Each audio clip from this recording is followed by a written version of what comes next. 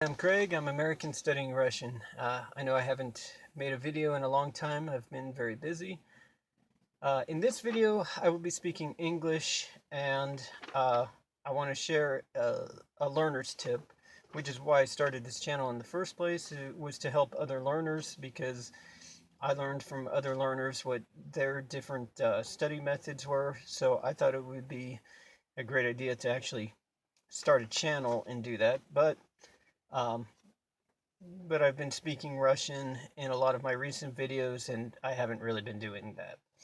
So, um, and also, uh, if any of you have trouble trying to get a hold of me, it's because if you know me from Hello Talk, um, I couldn't do the last upgrade on there. I had to upgrade it, but in order to upgrade Hello Talk on my phone, I would have to delete other things. I basically would have to delete Telegram, which I'm not willing to do. So, uh, um, so, so for now, I cannot use Hello Talk. So if you have Telegram and you want to message me, you can. I don't have a lot of time to answer everybody, but and reply to everybody, but my username is at American Studying Russian, just the same as the channel name. Um, okay. So a little while ago, uh, I found this channel on YouTube called, maybe some of you know it, about Russian in Russian, or Ruskam по-русски, and uh, and the teacher there, Irina, speaks Russian in her videos and teaches Russian grammar in Russian. And she speaks slow and clear, so I think she's very easy to understand. So if you're a beginner, I would, if you're a beginner and you can't really understand spoken Russian, um, I still recommend you check out her channel so that you can watch it in the future. I'm going to put a link to one of her videos down in the description below um, for how to change the endings for the term each other. I watched this video and I learned a lot from it.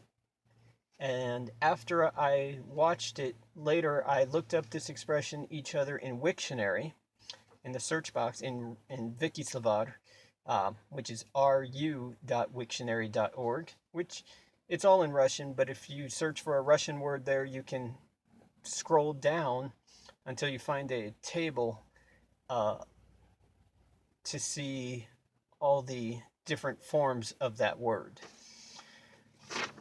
But what I noticed, and I tried copying and pasting the table for Друг, друга. I could put in that Drug space druga, an expression in Wiktionary, to get that table, but I ended up typing my own spreadsheet. But you can write this down. I am not going to explain. I'm not going to explain how to use this, but this very small sheet of paper, it only takes up this much space, and there's blank space over here. You can write other notes. I was very surprised. I can have this handy for reference when I'm studying Russian, and there are, not only does this show you how to decline each other in these different cases, but this is actually a great reference to many topics in Russian. So I'm not going to explain everything, but I'm going to reference topics, Russian grammar topics that I already know, that I'm reminded of, that I can see here, and you can go and search for those topics, um, and see. For me, this is a really big help. So you can copy this or go to Wiktionary. But basically, I have the 6 cases listed here, written with their English name and their Russian name of the 6 cases. each other is not used in the nominative case. Just like in English, we never start a sentence with each other as a subject. So that's why this line is blank. So basically, drug, druga is how you say each other. And in the genitive case, it's drug at druga. In the dative case, it's drug k drugu. And in the accusative case, it's drug pra druga.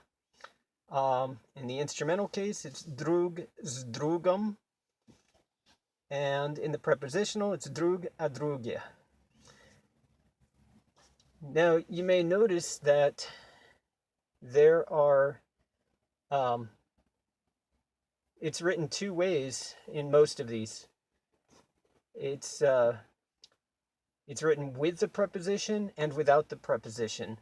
That's because the end form of this word, drug, druga, and context basically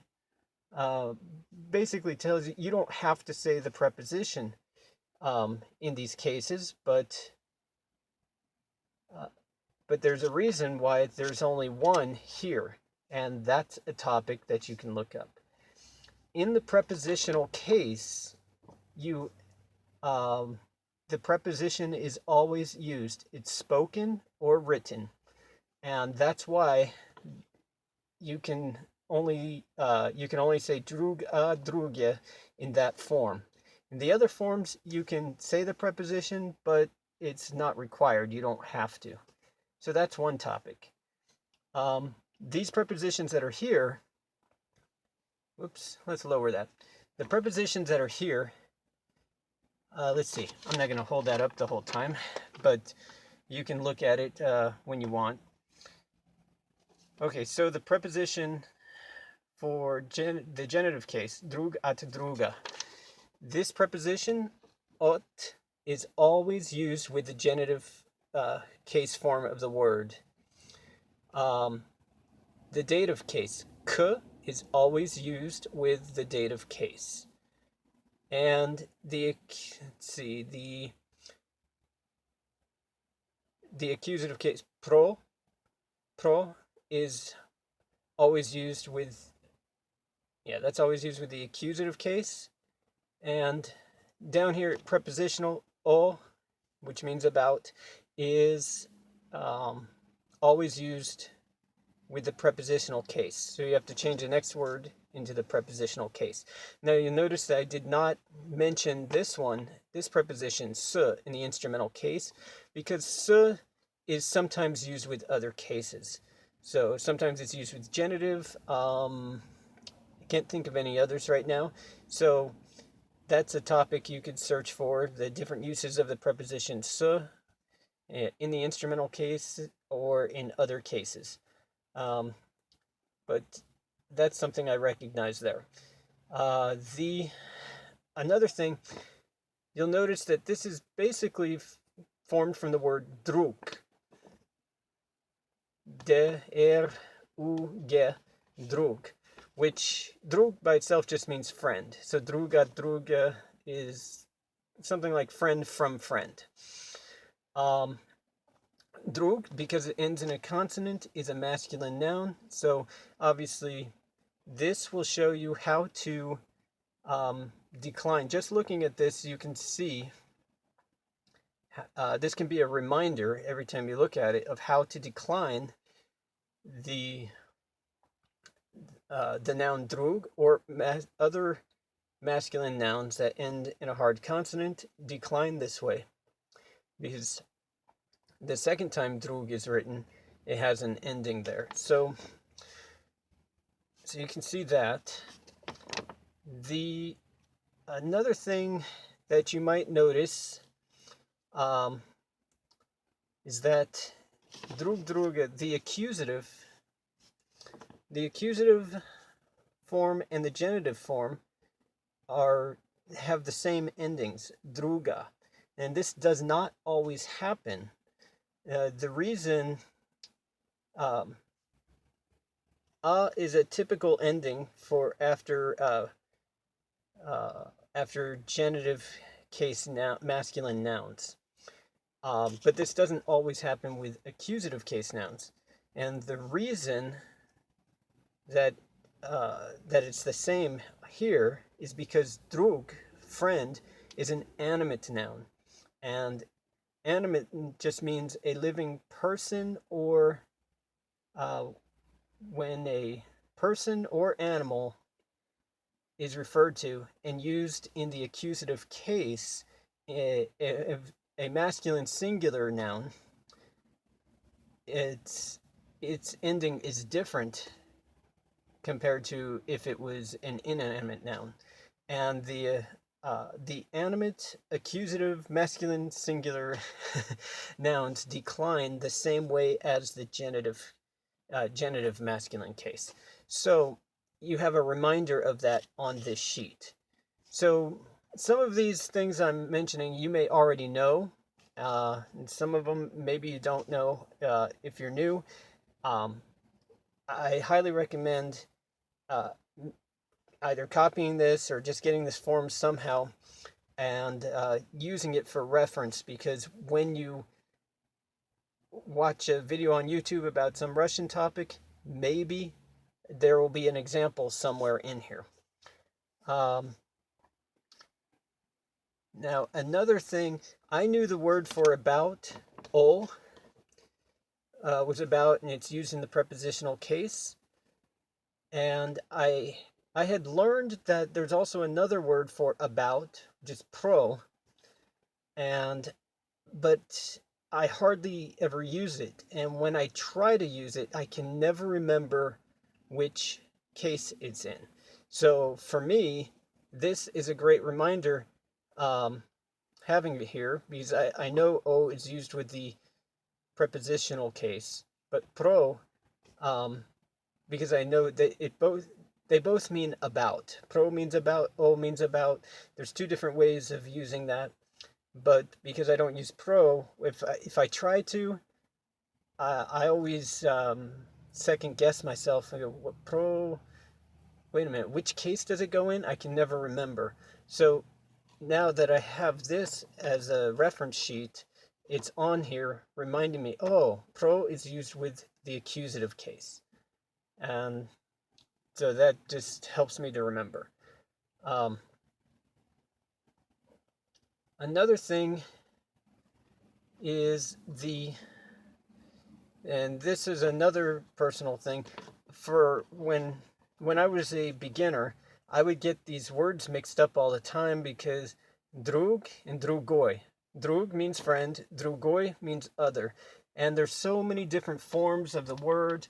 When I had to use context, if I read a sentence, I had to use context to see, wait a minute, does this mean friend or does this mean another? Does it mean other or another? And it was a little difficult. But if you look up each of those words in Wiktionary and you look at all the different forms, there's only one form of there's only one spelling, one form, drugum, that I see in both forms. So this here, drugum, is drugum is a reminder. For me, it's a reminder that drugum is a form of friend, but it's pronounced drugum. And if you want, you can write stress marks on here.